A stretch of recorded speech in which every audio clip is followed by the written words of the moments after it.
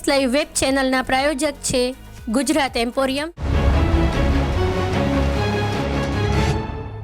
શું કહે છે ભાજપ કોંગ્રેસનો ચૂંટણી ઢંઢેરો? ભાજપે લોકસભાની ચૂંટણી માટે પોતાનો ચૂંટણી ઢંઢેરો બહાર પાડ્યો છે. ભાજપના ઘોષણાપત્રમાં ઘણી મોટી જાહેરાતો કરવામાં આવી છે.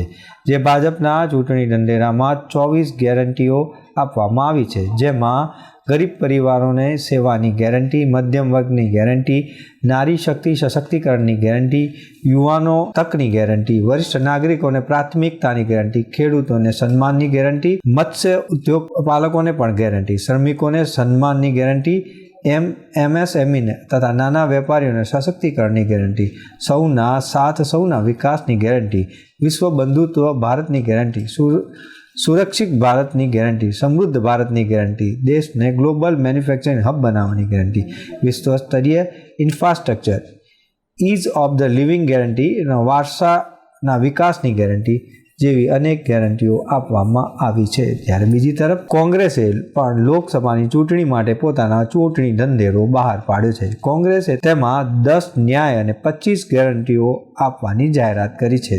યુવા ન્યાય, ભાગીદારી ન્યાય, નારી ન્યાય, ખેડૂત ન્યાય, શ્રમિક ન્યાય, બંધારણીય ન્યાય, આર્થિક ન્યાય, રાજ્યનો ન્યાય, સુરક્ષા ન્યાય, પર્યાવરણનો ન્યાય સમાવેશ કરવામાં આવ્યો છે. દેશની મુખ્ય બે પાર્ટી હોવાને કારણે બંનેના ઘોષણાપત્રની આજે આપણે સમીક્ષા કરીશું. ભાજપના ઘોષણાપત્રની વાત કરીએ તો ભાજપે જાહેરાત કરી છે કે 80 કરોડ પરિવારોને વધુ 5 વર્ષ માટે મફત રાશન સ્કીમનો લાભ આપવામાં આવશે. 70 વર્ષ કરતાં વધારે ઉંમરના બુઝુર્ગોને આયુષ્યમાન યોજના સામેલ કરવાનું વચન અપાયું છે.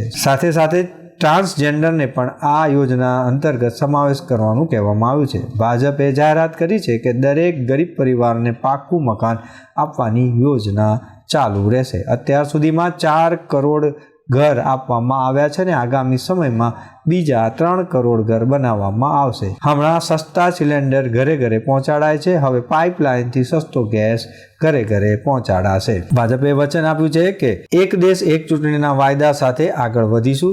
સાથે જ ભાજપે દેશ હિતમાં સમાન નાગરિક ધારો લાગુ કરવાની સંભાવનાઓને ચકાસવાની પણ વાત કરી છે. ભાજપે આખા દેશમાં વંદે ભારત ટ્રેનનો વિસ્તાર કરવાનું વચન આપ્યું છે. વંદે ભારત ટ્રેનના 3 મોડલ દેશમાં સંચાલિત થશે, જેમાં Vande Bharat sleeper, Vande Bharat chair car અને વંદે ભારત મેટ્રોનો સમાવેશ થશે. અમદાવાદ મુંબઈ બુલેટ ટ્રેનનું કામ લગભગ પૂરું થવાનું છે. ઉત્તર ભારતની સાથે દક્ષિણ અને પૂર્વ ભારતમાં પણ બુલેટ ટ્રેન દોડાવાશે. ભાજપે બધાને આરોગ્ય અને વીમાનો લાભ આપવાનું વચન આપ્યું છે. સાથે જ માછીમારોને પણ આરોગ્ય વીમાનો લાભ મળશે. ભાજપે ચૂંટણી ઢંઢેરામાં જણાવ્યું છે કે 1 કરોડ ગ્રામીણ મહિલાઓને લખપતિ દીદી બનાવી સશક્ત બનાવાશે. હવે 3 કરોડ ગ્રામીણ મહિલાઓને લખપતિ બનાવવાનું વચન આપ્યું છે. ઔદ્યોગિક અને વ્યવસાયિક ક્ષેત્રમાં કામકાજી મહિલાઓ માટે હોસ્ટેલનું નિર્માણ કરવામાં આવશે, જેમાં શિશુ ગૃહ જેવી સગવડ પણ હશે. ભાજપે મુદ્રા યોજનાના વિસ્તરણનો વાયદો કર્યો છે, જેના હેઠળ તરુણ શ્રેણીમાં સમયસર લોન ચૂકવનાર ઉદ્યોગ કર્મીઓ માટે હાલની ક્રેડિટ સીમા વધારીને 20 લાખ રૂપિયા કરવામાં આવી છે. ભારતના સમૃદ્ધ સાંસ્કૃતિક વારસાને પ્રોત્સાહિત કરવા યોગ્ય આયુર્વેદ, ભારતીય ભાષાઓ અને શાસ્ત્રીય સંગીતનું પ્રશિક્ષણ આપવા માટે દુનિયાભરમાં તિરુવલ્લર સંસ્કૃતિ કેન્દ્ર સ્થાપિત કરવામાં આવશે. છેલ્લા 10 વર્ષમાં 31,000 કિલોમીટર રેલવે લાઇનના પાટાનું નિર્માણ કરવામાં આવ્યું છે. આગામી થોડા વર્ષોમાં દર વર્ષમાં 5,000 કિલોમીટરના નવા પાટા બનાવવામાં આવશે. ભારતના નેટવર્કના માધ્યમથી દેશની 2 લાખ કરતાં વધારે ગ્રામ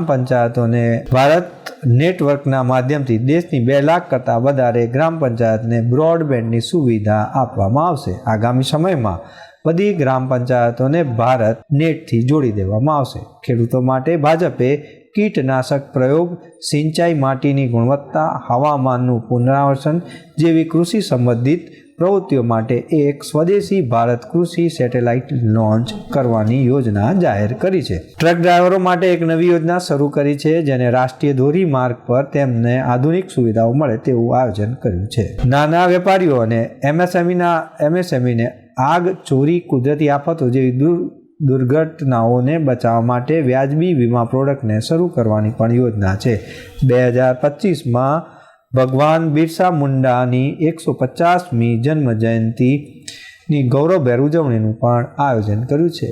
આમ ભાજપે ઘોષણાપત્રમાં મોટી બાબતો જે રજૂ કરી છે તે અહીંયા આપણે રજૂ કરીએ છીએ. જ્યારે બીજી તરફ કોંગ્રેસની ઘોષણાપત્રમાં 10 મોટી બાબતો છે તે આ પ્રમાણે છે.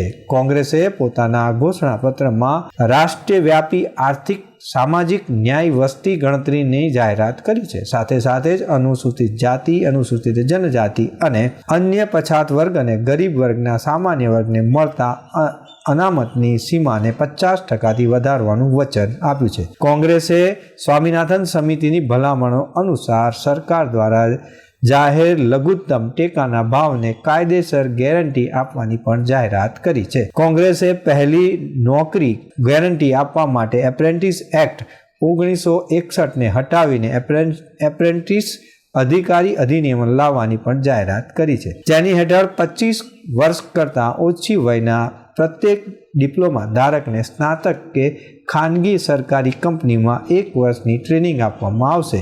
કાયદા હેઠળ પ્રશિક્ષિત દર વર્ષે 1 લાખ રૂપિયાના માનદ વેતન આપવામાં આવશે. નોકરીની પરીક્ષાના પેપર લીક કેસના નિકાલ માટે ફાસ્ટ ટ્રેક અદાલતની રચના અને પીડિત આર્થિક વળતર આપવાનું પણ વચન આપવામાં આવ્યું છે.